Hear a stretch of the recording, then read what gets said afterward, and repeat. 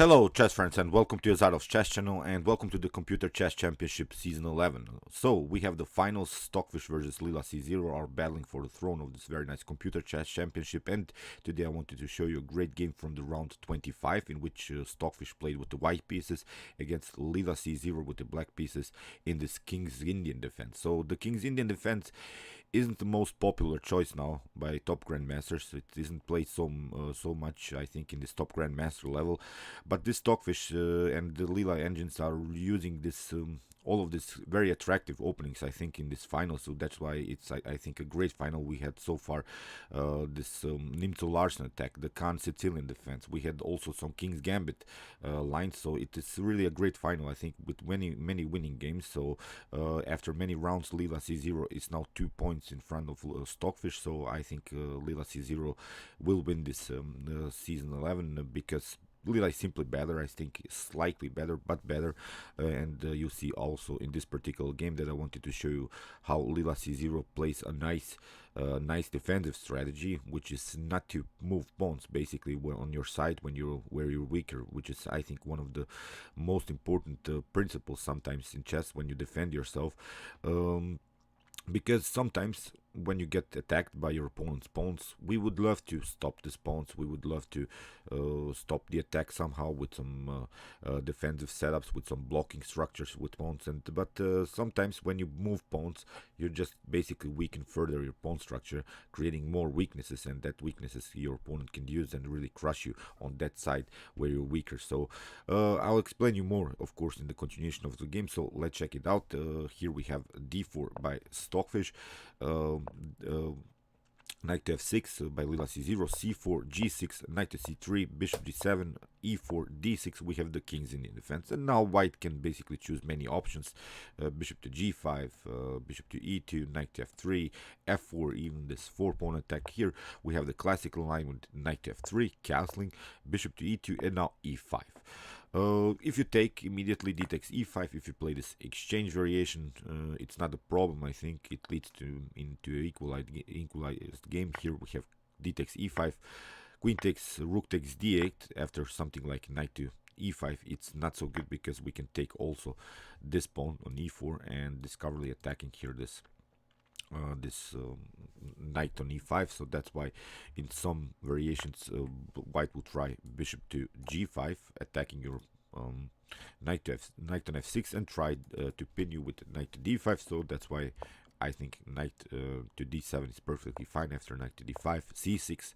If your opponent tries here knight to e7 and takes your bishop, again, it's, I don't think, a problem because white will continue the game with several weaknesses here, the c4 and e4, and also a weak square, which is also important in the King's Indian defense. You could try something like knight to c5, then knight to e6, and then maybe an outpost here on d4, and there's no way that white can prevent this outpost because he has advanced pawns, and of course cannot play anymore with some pawns, with some c3 or e3 pawns, in order to prevent you this to jump here on d4. So as said, many variations are there in the King's Indian.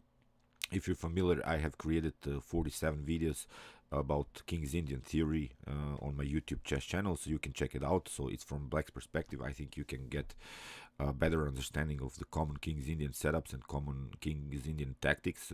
As said, if you have troubles while playing against d4, so you can also check it out. Here, after castling, we have the common move knight to c6, sort of a provocative move by Black, basically forcing you to play the move d5, or at least somehow trade off the pawns here in the center, and we would then have a clear fight situation in the center. So here the common line is d5. Knight to e7 was played, of course, by Leela C Zero, and now we have this blocked pawn structure in the center, which I've also explained many times in my videos and also in my strategy videos. Here, after the dynamics has changed here in the center, now we have really this blocked pawn structure in the center. So that's why whenever you see these types of positions, you should always coordinate your attack where your pawns are aiming. So from Black's perspective, Black would of course coordinate the attack on the king side, because here we have the advantage, the space advantage. So that's why our idea is to play here f5, f4, maybe g5, g4, and similar ideas, simply creating pawn pawn breakthroughs here on the king side and try to attack the castle king here by white. So on the other hand, of course, white would coordinate the attack on the queen side with some potential b4, c5 moves, maybe a4 even more so, just in order to open some files, maybe some diagonals for the bishops here on the queen side. So in the game, knight to e1 was played.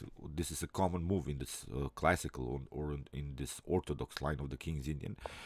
Knight to d7, here we have f3, very important defensive move by Stockfish. After the move f5, you want to have this e4 fixed here. We're not allowing that. Here we create some dynamics, maybe some pawn breakthroughs, because if this diagonal for this bishop opens, it could be really dangerous. Then this bishop of black becomes the best minor piece on the board. So that's why here this f3 comes with the idea to create a blocking system here on the square e4. So in the game, knight to d3 was played, which is, I think, a very interesting idea by Stockfish. As said, in this opposite side attack games, white will try to coordinate the attack with b4 c5. This is the main idea. But in order to do that, sometimes you have to support the c5, the potential c5 move with your bishop. So sometimes white will play this bishop to e3 idea. After c5, we have a very nice square for the bishop. The bishop has then a double function. It has also some attacking possibilities on the queen side, but it has also some defensive possibilities on the king side. So in the game, maybe something like g5 can happen, but now knight to d3 supporting even more. Here the c5, and basically you see black would be forced to play something like b6 in order to prevent maybe this c5 pawn breakthrough. But here Stockfish I think plays a better continuation, because I don't think that you need the support of the bishop in order to make your c5 working, because here Stockfish played simply knight to d3 without this bishop to e3 idea, because now we could play simply b4 and would have an advanced pawn on the queen side, and still the possibility to play c5 anyway. So as said, this bishop to e3 would be maybe sort of a losing tempo, because as said, if you play bishop to e3, then your opponent has the move f4, kicking away the bishop, then you have to play bishop to f2, and then it's again black's move, and black has advanced, has got some tempos. Now after the knight to d3, you see after the move f4, like Leela C Zero played, it's now our move again, because we haven't lost the tempo, and now we can play b4. So we are faster, a little bit faster. We have at least gained the tempo, and in this opposite side attack games, it's all about tempos. You don't want to lose any, and you're trying to block somehow your opponent's attack. But as I said, in your attack, you don't want to lose any time, any tempo. So that's why I like this idea, this opening idea here by Stockfish. After b4, Leela simply continued with the move g5. Here we have c5. You see how important it was to create immediate attacks here. Now it's already tricky here on the queen side for Leela C Zero, and now here h5 was played by Leela, continuing her attack here with potential g4 moves. But here is a problem if you try again this bishop to a3 idea, maybe going on the other way around, maybe attacking here the d6 with potential c5. It's, I think, too slow, because again, knight to f6, you have again this potential c5, then knight to g6, then after something like b5, in order to make something happen here, I think you can simply continue. If white tries here a pawn breakthrough, I think you can simply defend with c takes b6, and after c takes d6. It seems now that these two pawns are really powerful, that are annoying, but now after bishop to d7, you can create a simple blocking system. Basically, what you shouldn't allow is your opponent to jump maybe here with the knight to b5 and maybe fix the knight on a very active square on c7.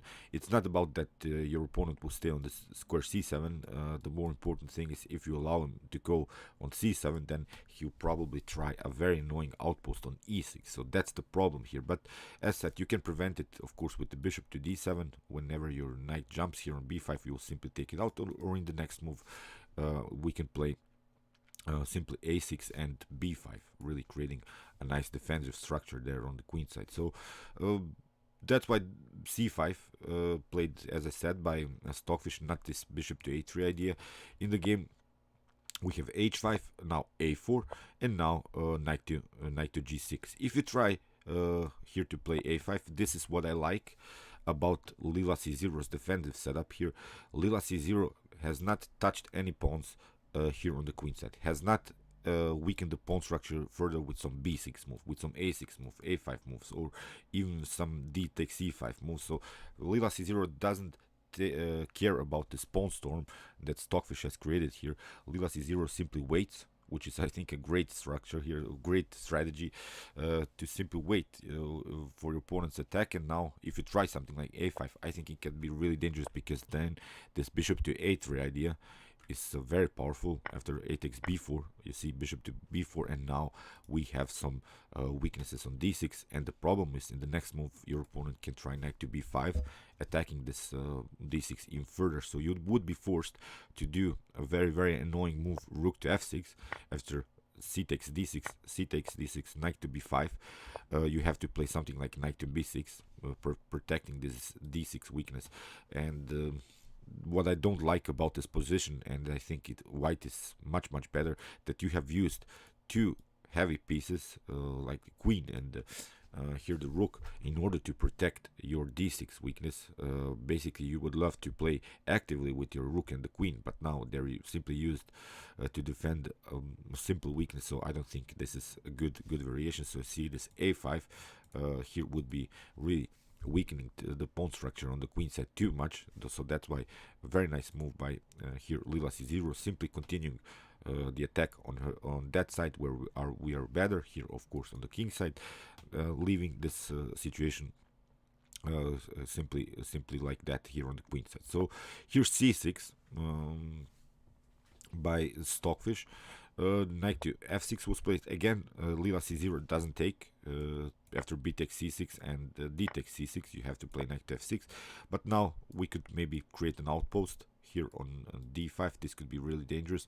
Or we could somehow maybe play knight to b2 and bishop to c4. Would be very dangerous here, I think, for black, because you have now several light-square weaknesses, and with the move bishop to c4, white would get rid of the, maybe if the position, if we trade off maybe the light square bishops, white would get rid of a bad piece, because these pawns are on light squares, and this bishop is a little bit blocked out. So with this b takes c6 idea, you're giving white the opportunity to activate his light square bishop. So that's why it's, I think, also not a good continuation. So that's why after here c6, you see again Leela C Zero doesn't react, he plays knight to f6. We have b5, bishop to h6, also preparation, because we have the problems with our dark square bishop. I hope you realize, because it's blocked out by our own pawns here. As I said, white has this light square problem, so white has a bad light square bishop. But if this bishop on h6 can be sometimes an idea when something clears after potential g4 moves, if the position clears, then we could get rid maybe of our bishop, maybe trade it off for a good bishop of whites here, the bishop on c1. So this would be sort of a positional trade of pieces. That's why bishop to h6 is a very important move. But also, if your opponent moves the bishop here from this diagonal, we could maybe, in some occasions, this is not going to happen now in this game, but in some occasions you could get use of this e3 weakness. If the position, again, I'm pointing out, if it clears, if you could just imagine the position after so many pawn trades, then the e3 square would be really weak one, and then the bishop can play very actively on that square. So, but these are only ideas, of course. Sometimes it happens, sometimes not. Here in the game, rook to a3 was played by Stockfish, and I couldn't understand this move immediately. You can understand it only after a couple of moves, because the rook to a3 is a defensive move here by Stockfish, a good defensive move, because the rook is covering the third rank. You'll see the importance of this rook move. It covers the third rank, but it also creates some annoying attacks here on the a file, because after something like here b5, if black would have proceeded with b6, in order to block the pawn structure somehow in on the queen side. Then you see this a5 move is very dangerous. After b takes a5, rook takes a5, I think white has a favorable game, because in the next move we could simply try queen to a4 and attack here this a7 weakness. We would then have some troubles, because white is also an advanced b5 pawn, so a b6 pawn breakthrough would be possible. So that's why, again, I'm pointing you out, Leela C Zero hasn't touched here any pawns, which is very cool. Very cool defensive setup. After bishop to h6, as I said, we have rook to a3 and now rook to f7. This rook to f7 is a common move in the orthodox line in the King's Indian. I've played it many times, even in some other sidelines.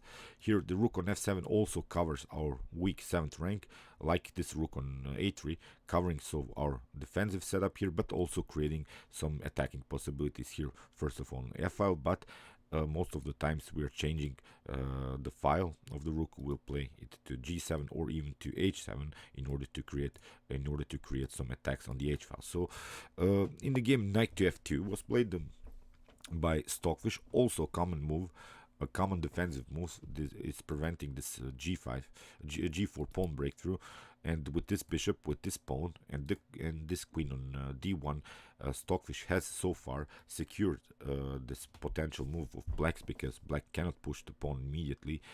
Black has to regroup a little bit, and with this attack on the queen side, white is slightly better, because white is faster here on the attack. You see, we have already an advanced pawn on the 6th rank. So in the game, king to h8, played by Leela C Zero, we have finally c takes b7, bishop takes b7, knight to a2, with the preparation to play knight to b4, knight to c6, creating a very nice outpost on c6, and this knight would be a monster knight, of course. But there is one strategy which you can apply when your opponent plays a knight outpost. One of the best ideas is simply get out of the outpost, so get out of the range of the knight. So the range is, of course, here maybe this square on d8, here the square on b8. So you simply get out of it. That's why here Leela C Zero played a very nice move, queen to g8, getting out of this potential range of the knight, but also creating very annoying threats here on the g file. You see how most of the times these two top engines are using these pieces like double function. I like to call it like that, double function pieces. Simply they use them also to attack, but also to defend, and this is really, as I said, some great chess that these two top engines are playing. So knight to b4, bishop to c8, we have now h3, knight to h4, also common move, opening first of all the g file and attacking the g2. There are also some tactical threats here to take with knight to g2. I have one rule when I play the King's Indian. If you don't know what to do, if you don't see any tactical possibilities, you could always try this knight to g2 sacrifice. It leads sometimes at least into drawish position. So when your opponent has attacked you, maybe you should calculate and consider the option to play this knight sacrifice on g2. Of course, now it's not possible immediately, but in some occasions I get one draw against a much stronger opponent, because he crushed me here really on the queen side, and then I placed a very nice sacrifice of the knight on g2. He took, and then I had some perpetual checks, so I got out of the mess because he was completely winning. So this knight on g2 sacrifice is sometimes possible, but of course you have to secure a very powerful battery on the g file, which Leela C Zero will do in the continuation of the game. So knight to c6, as said, very nice move here, bishop to d7, and now queen to e1. And this is now Stockfish mistake, first maybe mistake in the game, getting out of this diagonal, which is not good, I think, because you should stay first here with the queen on d1 and protecting, as I said, this g4 move by black. Still, I think you can proceed here with some a5 moves and b6 moves. So I don't think that this was the correct move. Maybe even bishop to b2 is much better, because if the position, again, I'm pointing out, I just want you to imagine position, if something clears here in the center, if something happens, if these pawns are rolling again, then this bishop on b2 would be very dangerous. here against black's king. Still you have this very nice rook, which is defending the third rank. So this queen to e1 is leaving now the defense of this potential g4, and the Leela C Zero will use that immediately. First, Leela played rook to h7, getting use of this file also. Now we'll play a rook to f8, getting use of the f file. So then Leela C Zero will have 3 pieces, aiming on the 3 most active files now on the board. In the game, a5 was played by Stockfish, and now g4. You see, f takes g4 was played, rook to f8, and of course you cannot take immediately here g takes h5 because you get checkmated. So here queen to d1 was played, and now pardon me, here b6 was played by Stockfish. Again, not the best of moves. There are better moves, maybe again to play queen to d1, but again rook to g7 is the main idea. If you try queen to e1 again, here rook to h7. If you try g takes h5, pardon me, this is not here the best move would have been maybe to play after, instead of this b6, to play bishop to d1, somehow maybe covering finally this third rank, but still it's very dangerous. You see now why, because here we have simple h takes g4, here knight takes g4, knight takes. After h takes g4 we could simply take, but if you take here this this knight on h4, then black can simply take the bishop. You take with the rook, but now f3 is very tricky. You have to bring the queen back here to f2, but now if we take, the mistake would be if you take the bishop here on c1, because now we have queen to g5. It comes with an attack on the rook, so here rook to f1 would be sort of a must move, but now queen to h5, and it's basically game over, I think, because you have to liberate the square for the king, and you have to give up here this queen. So now in the next move we can take the queen. So that's why here instead of this taking of the bishop in this particular line, rook to f3 would be the best move, I think, for white. But now bishop to f4, and now the position, I think, is equalized.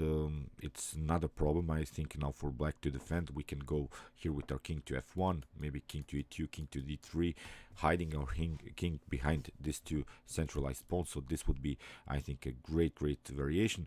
Instead of that, I said b6 was played, and here even knight to a7 is not working. It seems that you have lost the pawn, but again we have this same tactical possibility here.